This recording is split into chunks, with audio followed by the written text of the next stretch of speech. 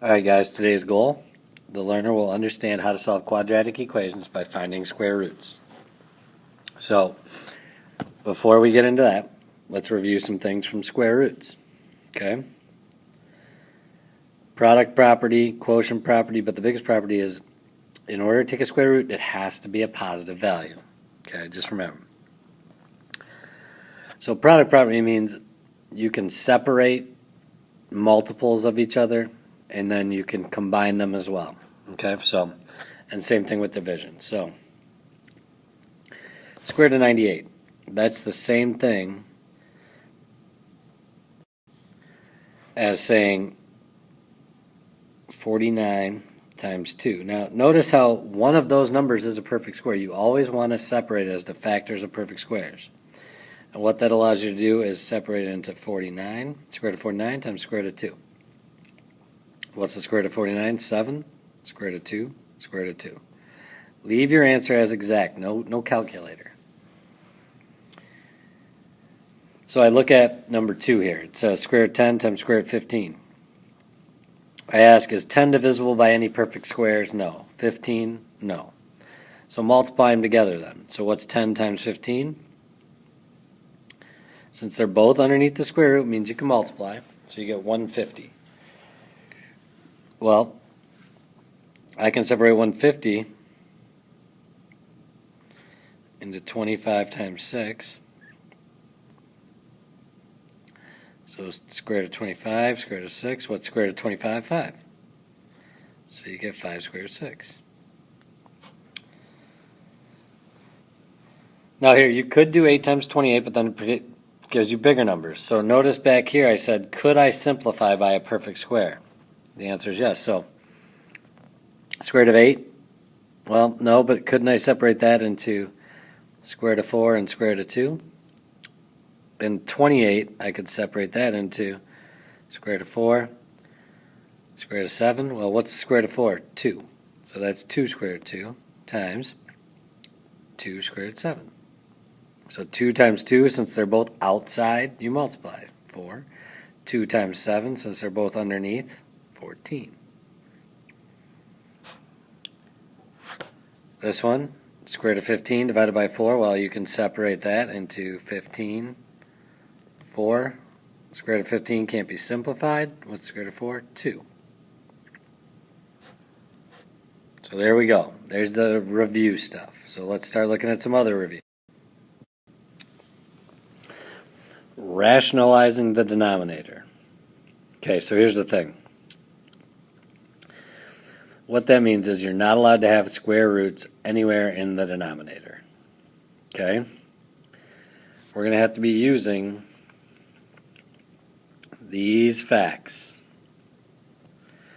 Now, if you look, if it says form of the denominator is square root of b, multiply by the square root of b.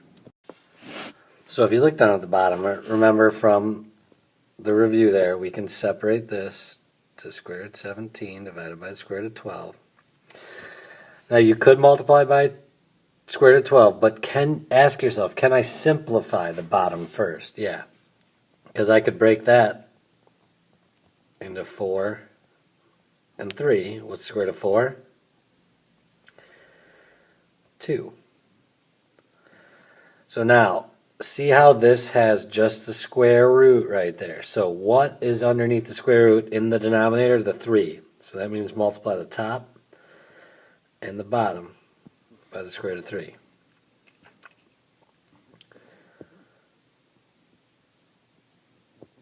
And what do we get? Well, 17 times 3, 51. 3 times 3 is 9. Square root of 9 is 3 times 2, 6. Okay? So that's it for that. Well, check. Can you simplify 51 by a perfect square? This is what I do. I do 51 divided by 2 is 25.5. Well, what's the next perfect square lower than 25.5? 25. Is 51 divided by 25 a whole number? No. Well, then it's 16. Is 51 divided by 16 a whole number? Nope. 9. Nope. 4, nope. So it cannot be simplified. So now look up here. Look at the next problem. See how it says 9 plus the square root of 7 on the bottom. Can I simplify the square root of 7 at all? No. So I don't have to worry about that. So I look up. It says a plus the square root of b. See how it's a plus? There's a plus. That means, so what do I have to multiply by? The opposite, a minus. Okay. The complex conjugate is what that's called. So you would say 9 minus the square root of 7. 9 minus the square root of 7. Okay, so distribute the 1. I get negative 9 minus, or plus, the square root of 7. So here we have to distribute the 9 first. So you get 81 minus the square root of, nope, not minus that, hold on. 81 minus 9 square root of 7. Now distribute the square root of 7. Plus 9 square root of 7. Minus the square root of 49. So if you look, you have negative 9 square root of 7 plus 9 square root of 7. So that's 0. So those cancel out. That's going to happen every time. That's the whole point of the complex conjugate. The square root cancels out. Because what's the square root of 49? It's 7. So you get negative 9 plus the square root of 7. 81 minus 7. 74. Can I simplify anything with 9 and 74? No. So, final answer. Again, this should be review, guys. Alright, so now we have to get to the solving the equations. Well, we want to be able to take a square root. So how do I get x squared by itself? So picture it if it was just this. How would you solve that? Well, I would add 7.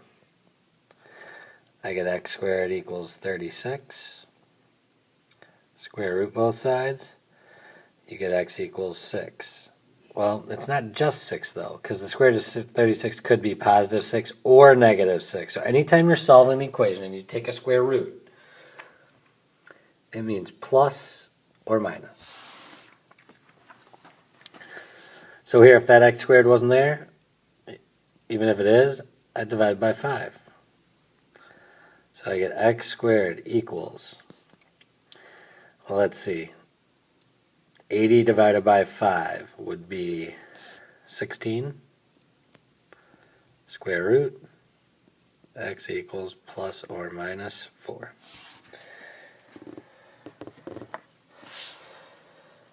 So, there we go. So your homework, simplify that expression and then solve this equation. See you guys tomorrow.